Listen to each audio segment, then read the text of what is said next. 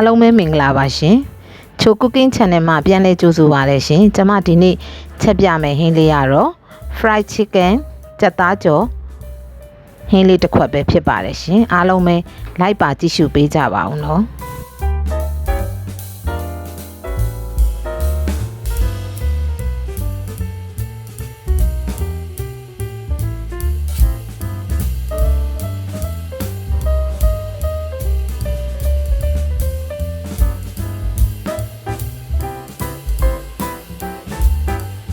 အရင်ဦးဆုံးစားရဲ့အချိုမှုတ်ကဲစနွင်းလေးရဲ့နေထားတဲ့ကြက်သားတွေကိုကျမတို့ရွှေလိပ်ပြအကျော်မှုတ်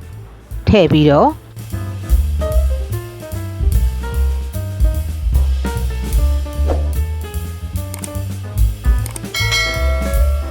ရေကိုဖြည်းဖြည်းချင်းထည့်ပြီးတော့ကြက်သားကိုစုပ်ပြီးတော့နေပေးရပါမယ်ရှင်ရေကိုတော့လိုအပ်တယ်လို့ပေါ့နော်ထည့်လိုက်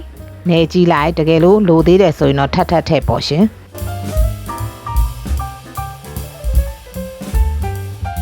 ဒီကြက်သားကြော်လေးကအလုံလည်းမရှုပ်ဘူးဒီအကြော်မုံလေးတစ်ခုနဲ့ပဲကျမတို့ကြော်စားလို့ရပါတယ်ရှင်အရန်အရသာကောင်းမွန်ပြီးတော့စားလို့ကောင်းပါတယ်ရှင်ကျမတို့အိမ်မှာဆိုရင်တော့အမြဲတမ်းကျမကြော်စားဖြစ်ပါတယ်ရှင်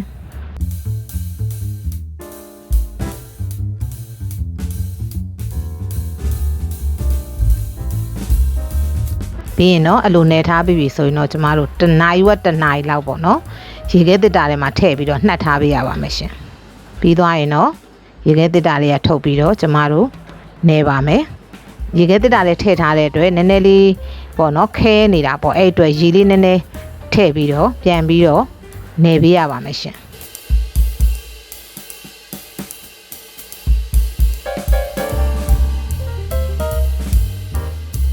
နိုင်ဝက်တနိုင်နှက်ထားမှသာအထက်က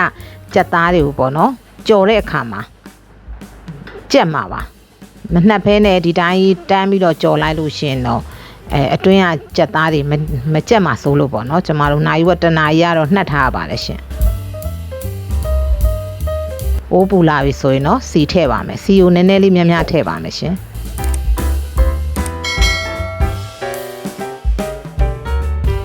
ပြီးရင်တော့ကြက်သားလေးတွေကို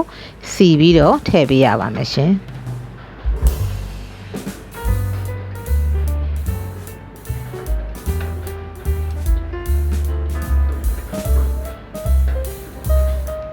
တငယ်ချင်းတို့လည်း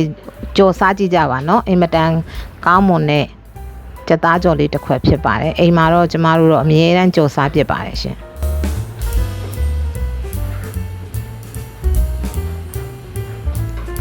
သူကလောက်ရတာလဲလွယ်ကူတယ်ပေါ့နော်လွယ်ကူရိုးရှင်းပြီးတော့စားလို့လည်းအင်မတန်ကောင်းပါတယ်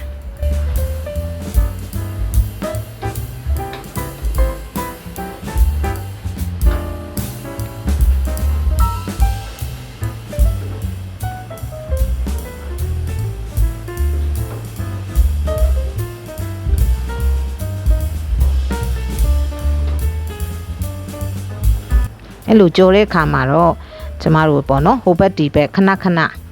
လှန်ပြီးတော့ကြော်ပေးရပါမယ်ရှင်ဒါမှသာအတွင်းထဲကအသားတွေကိုကြက်မှာပါနော်အကြက်ညီအောင်ပေါ့နော်ဟိုဘက်လှန်လိုက်ဒီဘက်လှန်လိုက်နဲ့ရဲလာတဲ့အထိကြော်ပေးရပါမယ်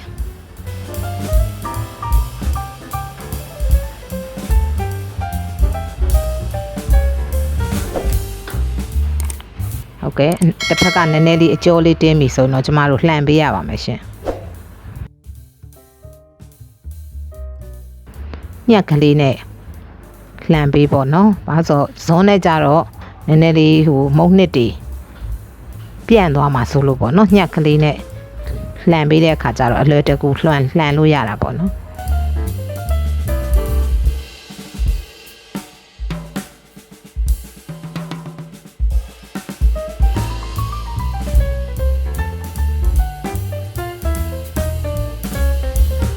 โอเคတစ်ဖက်ကနည်းနည်းလေးကြက်ပြီဆိုရင်เนาะလှန်ပေးရပါမယ်တဖြည်းဖြည်းချင်းပေါ့เนาะဖြည်းဖြည်းချင်းဟိုဘက်လှန်လိုက်ဒီဘက်လှန်လိုက်နဲ့စိတ်ရှည်ရှည်လေးတော့ကြော်ပေးရပါတယ်ရှင်